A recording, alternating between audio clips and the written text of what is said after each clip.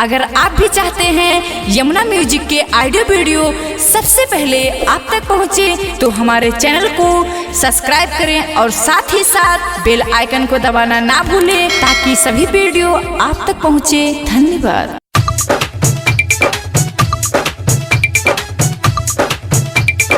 माँ Vaishno recording studio Delhi. Sandeep बाबू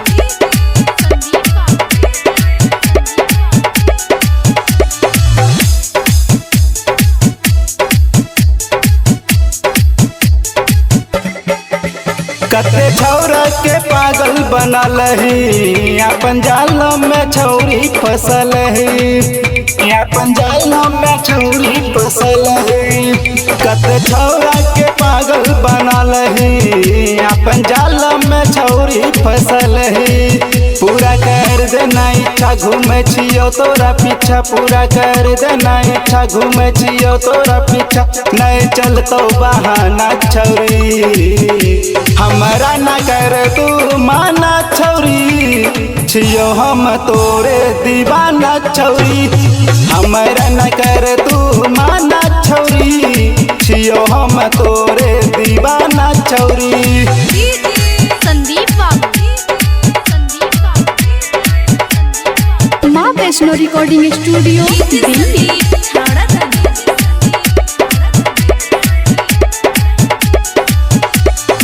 दिल तोरे से हमर छलागल, तोरे प्यारों में छियो हम पागल। तोरे चक्कर में कते दिन से घर से हम तरह छी भागल, घर से हम तरह छी भागल।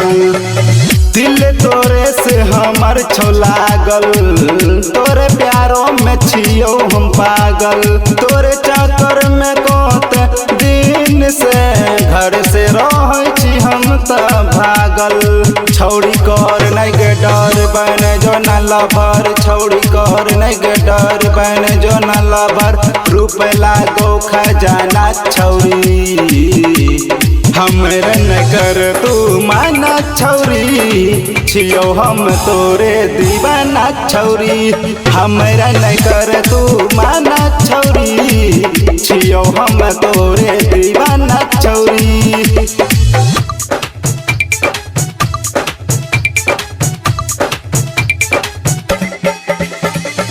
माँ वैष्णो रिकॉर्डिंग स्टूडियो दिल्ली।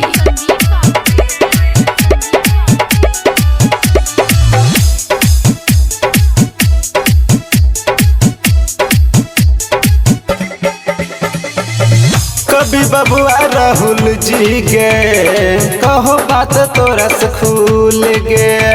वो कृष्णा राज गे छौड़ी करो प्यार तोरा बिल्कुल गे, करो प्यार तोरा बिल्कुल गे। कभी बबुआ राहुल जी गे कहो बात तोरा से खुल गे। वो कृष्णा राज गे छौड़ी करो प्यार तोरा बिल्कुल गे।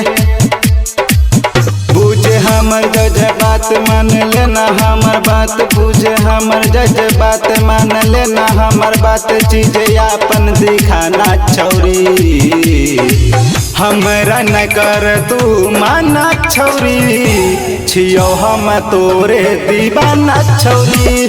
हमरा न कर तू माना छौरी, छियो हम तोरे दीवाना छौरी।